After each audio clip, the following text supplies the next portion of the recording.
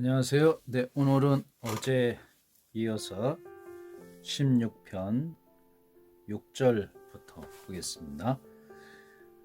내게 줄로 재어준 구역은 아름다운 곳에 있으며 나의 기업이 실로 아름답도다. 나를 훈계하신 여호와를 송축할지라.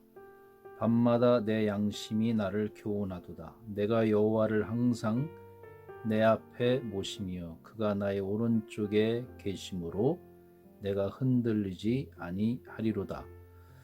이러므로 나의 마음이 기쁘고 나의 영도 즐거워하며 내 육체도 안전히 살리니 이는 주께서 내 영혼을 소홀히 버리지 아니하시며 주의 거룩한 자를 멸망시키지 않으실 것임이니이다. 주께서 생명의 길을 내게 보이시리니 주의 앞에는 충만한 기쁨이 있고 주의 오른쪽에는 영원한 즐거움이 있나이다. 아멘. 여러분, 하나님을 보고 싶나요? 하나님을 보여드릴까요? 하나님을 본다는 것은 우리의 그 시신경 또 혹은 청각 이런 걸로 듣는 게 아니고요. 하나님은 영이시기 때문에 우리 같이 어떤 감각을 사용해서 우리에게 나타나시는 것보다는 우리의 양심을 건드리십니다. 우리의 양심을. 그래서 이제 하나님과 함께한다. 하나님이 나의 복이다. 주님밖에는 나의 복이 없다. 그렇게 어제 말씀을 드리면서 다윗이 오늘은 나를 훈계하신 여호와를 송축하는데 그 이유는 내 양심이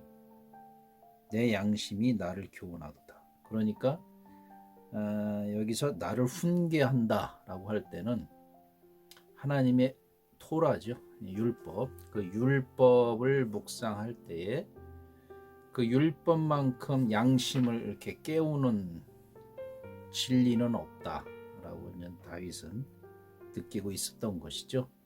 그래서 이제 이 양심은 원래 인간에게만 해당되는 것입니다.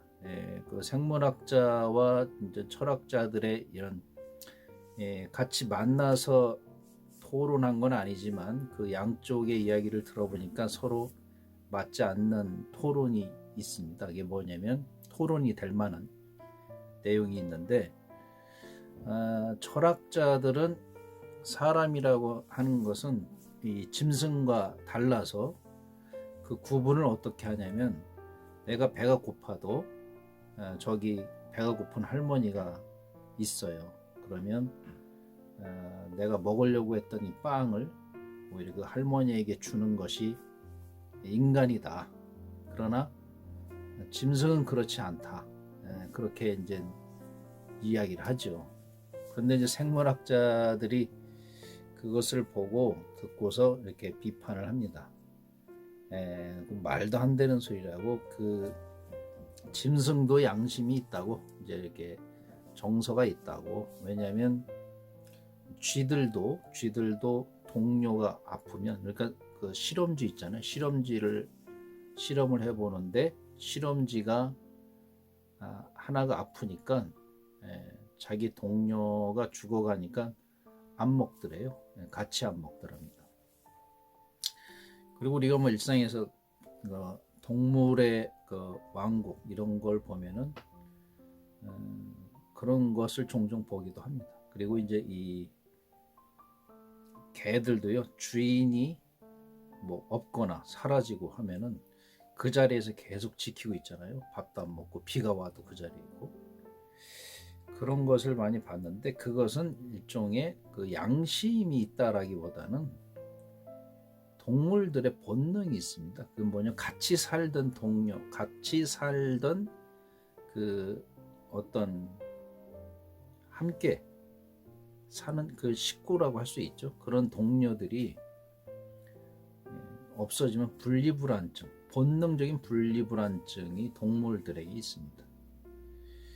근데 그것을 양심이 있다라고 보면 좀 그렇고요.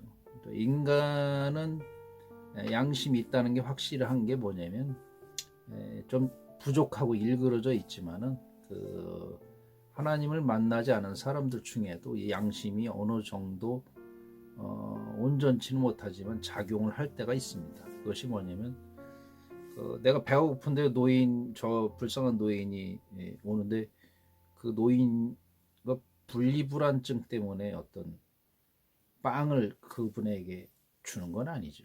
그분이 배가 고픈 것이 불쌍하고 안 돼 보여서 주는 거죠.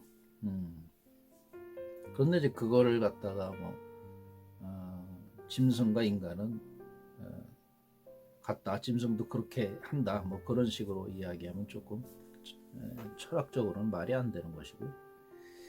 그래서 이제 우리는 성경에도 똑같습니다. 우리 양심이 이제 그 하나님의 형상을 대변하는 가장 중요한 위치에 있는데요.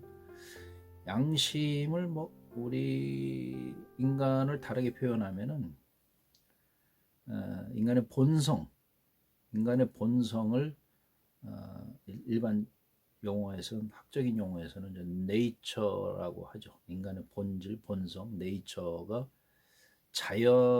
자연이라는 말보다도 원래는 이 본성. 그래서 우리 인간의 본성이 신의 본성에 상응하게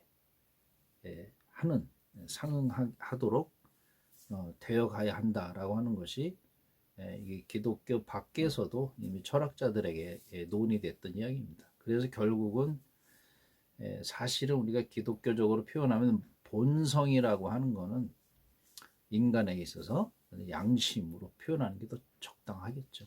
그래서 양심은 자연법이라고 하거든요. 로마서에 이게 자연법, 율법이 오기 전에 자연법이 있었다. 그 자연법이 양심입니다. 양심. 그래서 인간의 본성, 이 양심이 하나님을 향해서 이렇게 닮아가는 존재인데 그것이 죄악으로 일그러져 있고 깨져 있기 때문에 온전하지 못한 것이죠. 그래서 이 마치 그 뭐라 그럴까요? 심장이 멈추면은 막 이렇게 심장 마사지해서 다시 깨우잖아요. 그런 것처럼 이제 어떤 우리 양심이 이렇게 굳어져 가는데 그 양심을 건드려서 이렇게 살아나야 되는 건데 그게 양심이 굳어져서 살아나지 않는 입장에 있다라고 하는 것이죠, 인간은. 그런데 이 다윗은 율법, 하나님의 말씀이 자기의 양심을 자기를 훈계함으로써 자기 양심이 뭐라고 했냐면 여기 나를 교훈하도다 그렇게 이야기하고 있습니다. 양심이 살아난 거죠. 그래서 나를 훈계하신 여호와가 내 양심을 훈계하고 있다라고 하는 것입니다. 건드리는 거죠. 이것을 이제 하나님을 만났다, 혹은 하나님을 보았다, 또 하나님이 나와 가까이 내 우편에 아주 온전한 그 위치에서 나와 함께하고 계시다라고 하는 표현을 할 수가 있는 것입니다. 그래서 내 영혼을 수울에 버리지 않고 내 육체까지도 안전하게 거한다. 그러니까 양심이 사니까 오늘 이 구절에 있는 대로 마음이 기뻐지고요. 그 다음에 영혼이 즐겁고 육체도 안전히 거한다. 그러니까 내 양심이 사는 것, 즉 하나님의 형상이 하나님의 말씀으로 이렇게 마사지 받아서 살아나면요, 영도 즐겁고 또 육체도 안전하게 거하게 된다라고 하는 그런 의미로서 하나님을 봤다라고 이렇게 이야기하고 있는 것입니다. 그래서 11절에 그것이 뭐냐면 생명의 길로 나에게 보이신다, 주님께서. 그게 이 양심이 살아나면 몸도 건강해지고, 그러니까 생명이 뭔지가 이렇게 쫙 보이는 것이죠. 그래서 이제 우리가 그동안 다루었던 이 생명이 하나님이 가장 귀하게 여기시는 거구나. 누구를 미워하고 누구를 좋아하고 이런 개념이 그러기 전에 이 생명 자체를 소중히 여기셨구나. 그것을 하나님께서 우리에게 가르쳐 주시는 것이고, 그것은 양심을 통해서 깨어나고, 화인 맞은 사람들이라 하잖아요. 악인들, 양심 굳은 사람들, 그런 사람들은 그 자꾸 생명을 해치려고 그러죠. 그래서 하나님이 그들을 미워하신다는 표현을 성경에서 많이 하시고 그들을 멸한다고 얘기한 것은 생명 자체를 무시하고 그 생명의 소중성을 무시하고 깨트리려고 하니까 그들을 가만히 두면 다 망가지잖아요. 그런 의미에서 악인들을 패하신다는 의미로 사용한 거고요. 원래는 우리가 악인이건 뭐건 다 그 사람의 그 양심을 살리는 일에 힘써야 되겠죠. 그러면서도 그래서 이제 이 하나님이 내게 줄로 재어준 구역은 아름다운 곳에 있다. 그래서 이제 그 기업이 실로 아름답다라고 하는 것은 내 영혼과 마음과 육체가 안전해져서 생명의 길을 보면서 내가 어느 선에서 멈춰야 하고 어디까지 가야 하고 이런 것들을 말씀을 통해서 깨닫게 되고 알게 돼요. 그래서 이제 나의 산업과 나의 어떤 기업이 안전하게 되는 것이죠. 대부분 성공한 사람들이 이 계산을 잘못해서 실패하는 거거든요. 부자가 됐다가도 잘 되다가도 망하는 이유가 바로 그런 것에 있습니다. 항상 하나님의 말씀이 내 양심을 건드려서 여러분의 영혼과 몸도 그리고 산업도 기업도 안전하게 거할 수 있는 그런 여러분이 될 수 있기를 바라겠습니다. 기도하겠습니다.